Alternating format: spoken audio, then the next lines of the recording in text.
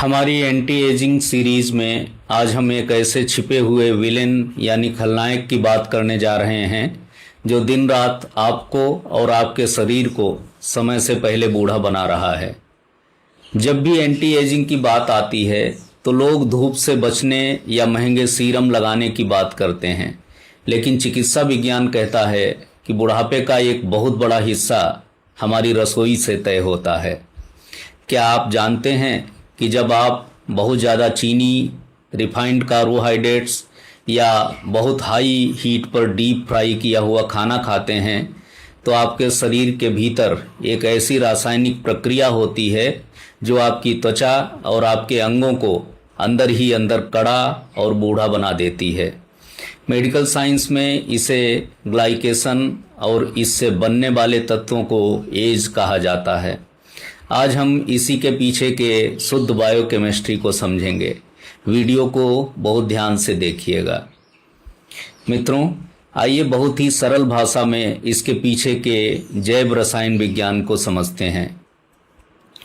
जब हमारे रक्त में ग्लूकोज या शुगर की मात्रा सामान्य से अधिक हो जाती है तो यह अतिरिक्त शुगर शरीर में मौजूद प्रोटीन्स और फैट्स के साथ बिना किसी एंजाइम की मदद के प्राकृतिक रूप से चिपकने लगती है। इस रासायनिक प्रक्रिया को ग्लाइकेशन कहते हैं। जब यह शुगर और प्रोटीन आपस में जुड़ जाते हैं तो एक नए और बेहद हानिकारक यौगिक का निर्माण होता है, जिसे विज्ञान की भाषा में एडवांस्ड ग्लाइकेशन एंड प्रोडक्ट्स कहा जाता है। मजे की बात देखिए, इसका संक्षिप्त नाम भी एज ही है, जो सचमुच आपकी एज यानी उम्र को तेजी से बढ़ाता है।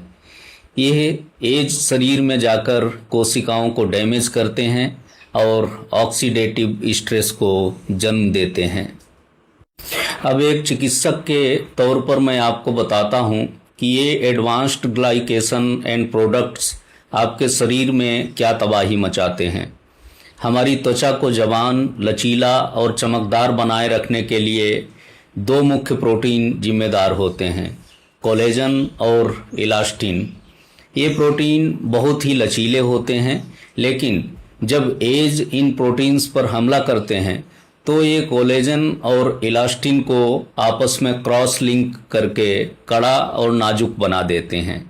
नतीजा, त्वचा अपना लचीलापन खो देती है, जिससे असमय झुर्रियाँ, महीन रेखाएं और सैगिंग यानी त्वचा का लटकना शुरू हो जाता है।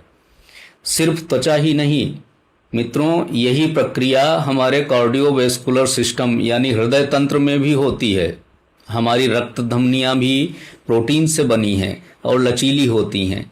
जब वहाँ ग्लाइकेशन होता है तो धमनियाँ कड़ी हो जाती हैं, जिससे ब्लड प्रेशर बढ़ने का खतरा और हृदय संबंधी बीमारियों की रफ्तार तेज हो जाती है। यानी यह सिर्फ सुंदरता का ही नहीं बल्कि दीर्घायु होने का मामला भी है। तो फिर चिकित्सा विज्ञान के अनुसार इससे बचने के क्या रास्ते हैं? हम अपने शरीर में एज के निर्माण को कैसे धीमा कर सकते हैं? इसके लिए इन तीन बातों को ध्यान रखें। पहली, लो ग्लाइसेमिक डाइट। अपनी डाइट में सीधे तौर पर रिफाइंड शुगर, कोल्ड ड्रिंक्स और अत्यधिक मीठी चीज़ों को कम करें ताकि रक्त में ग्लूकोज का स्पाइक ना हो। दूसरा, कुकिंग का तरीका बदलें। विज्ञान कहता है जब खाने को बहुत तेज आंच पर बिना पानी के यानी डीप फ्राई या ग्रिल किया जाता है तो भोजन के बाहर ही भारी मात्रा में एज बन जाते हैं। इसकी जगह उबालकर, भाप में या धीमी आंच पर पका हुआ भोजन खाएं, जिससे एज का स्तर बहुत कम होता है। तीसरा, एंटीऑक्सीडेंट्स और व्यायाम। हरी सब्जियां, खट्टे फल और नियमित शारीरिक व्यायाम शरीर की हीलिंग क्षमता को बढ़ाते हैं और ग्लाइकेशन के असर को कम करते हैं। प्रकृति ने हमारे शरीर को एक निश्चित संतुलन में रहने के लिए बनाया है। हमें बस सही भोजन देकर इस जैविक मशीनरी के प्रति कृतज्ञ रहना चाहिए। संक्षेप में कहें तो एंटी एजिंग का मतलब सिर्फ बाहर से कुछ लगाना नहीं है, बल्कि अंदरूनी सूजन और ग्लाइकेशन को रोकना है। मिठास उतनी ही लें जो जीवन में हो। भोजन में अत्यधिक मिठास आपको समय से पहले बूढ़ा बना देगी।